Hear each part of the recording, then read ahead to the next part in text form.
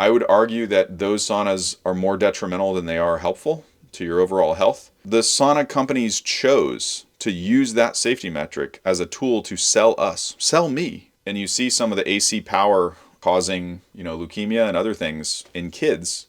Hi, I'm Matt. I've tested over 30 sauna brands now, and in this video, we're going to tell you whether they're safe or not.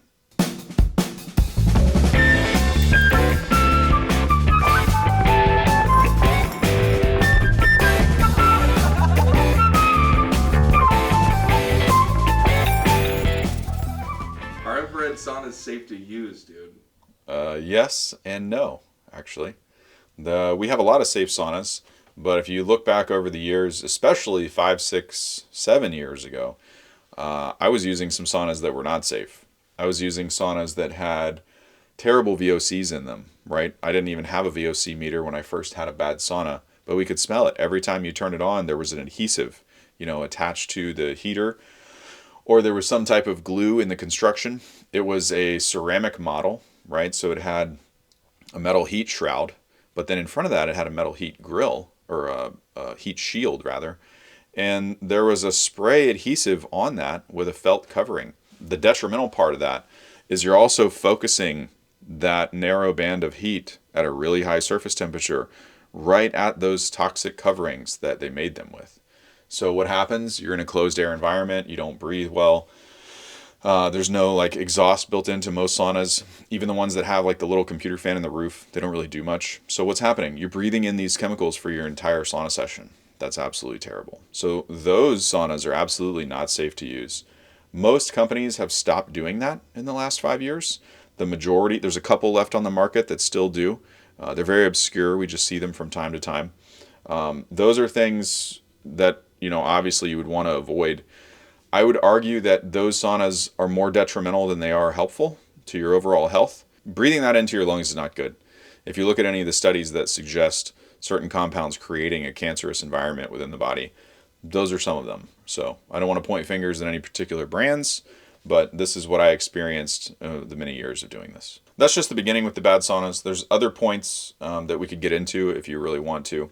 One of the things is the construction materials. There used to be a lot of saunas made with MDF ribs in the walls, MDF ceiling. They would cut corners anywhere that wasn't for visual appearance.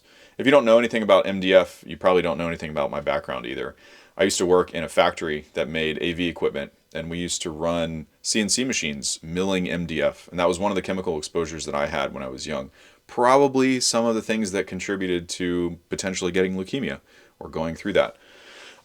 But if you have a superheated environment that's a closed air environment and you heat up MDF and there's particles like that at a elevated temperature, that's not ideal. You stick a VOC meter in there or you start checking for particulates and things like that. MDF can be really fine, can also disintegrate if it gets wet, and then when it dries out, it turns to like a sandpaper pulp. I've had a ton of experience working with that over the years. I didn't learn about that from saunas, but when I first got into this, we saw a lot of saunas with those materials inside.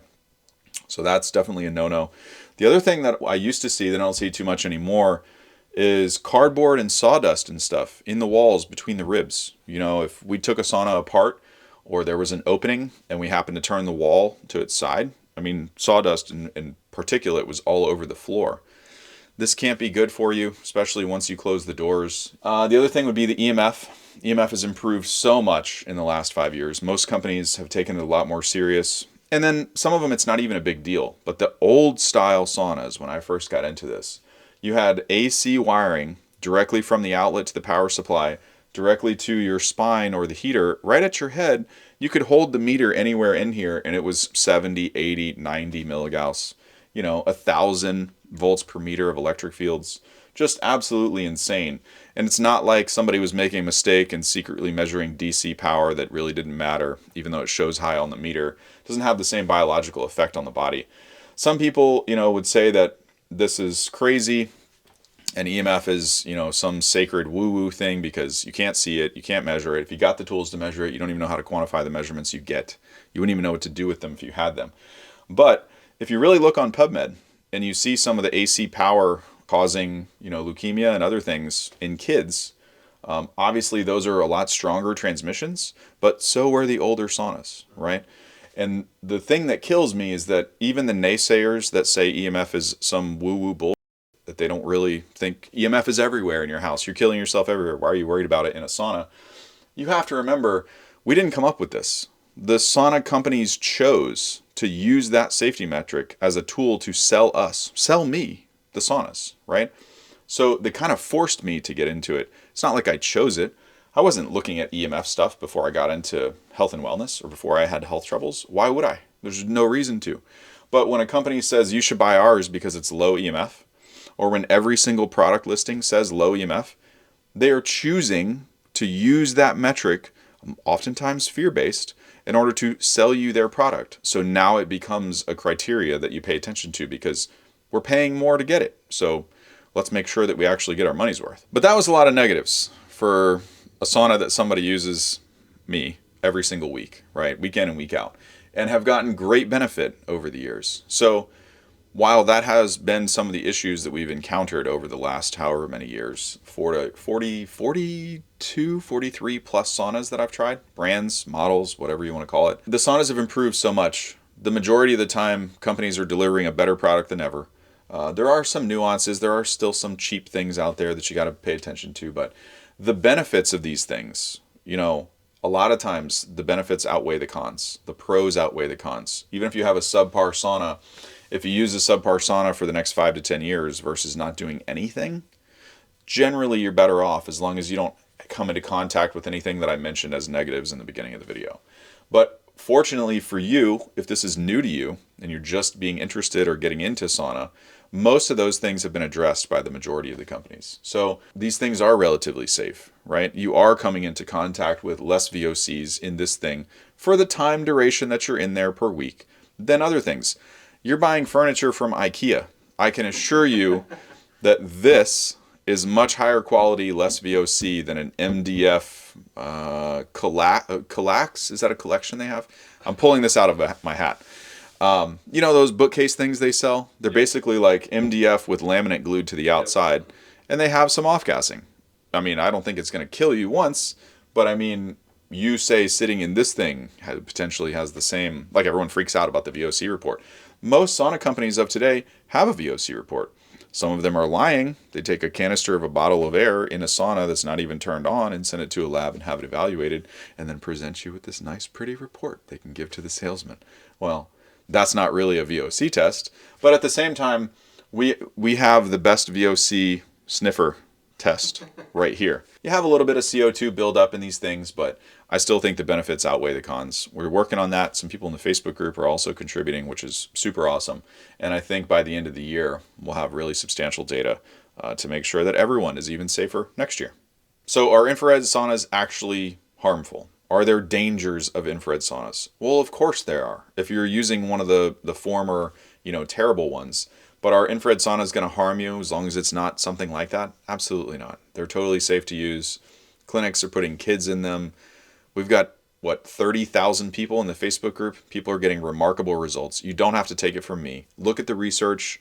Go on PubMed. Look at Weion Therapy from Japan. They're using it as a cardiovascular improvement tool. So, I mean, you don't have to just listen to one guy on the internet. Look around a little bit. And I think Aaron made a great point. One of the biggest advantages that you have today is none of this stuff existed when I got started in this. Almost 10 years ago now, not quite. There was no information like this. Myself and thousands of other people were buying toxic saunas and we didn't know any better, and there was no resource. There was no Facebook group. There was no certified sauna list. There were no metrics to buy these things and check them out. So what did we do? We went and created it. We built it. And so now, it's a community. Everyone is testing everything. There's more awareness. The companies are making better products. So I think it's a win. I think we've succeeded at our job, at our mission. And I'd like to touch on one more point. A lot of people miss this. They think that we're not enthusiasts or customers of these products first, right? You see us on YouTube. You see us make videos. You see us, do this and do that, create these resources. At the same time, it started doing it for ourselves because it didn't exist. So you think that if there's a bad review or if I don't like something, that's the end of the road. That's a mistake for you. You're just seeing the short side. You're not seeing the long game. The long game is we're actually available to help companies improve their product lines and change the manufacturing and make the products better. So just because you see a bad review or just because you see something that doesn't stack up, the end of the road is not stop right there, right? There's still an opportunity for those companies to go back, fix those things, become a better brand, make better products, and guess what? We will be like evangelists and waving our hands in the air and saying, hey, we love this.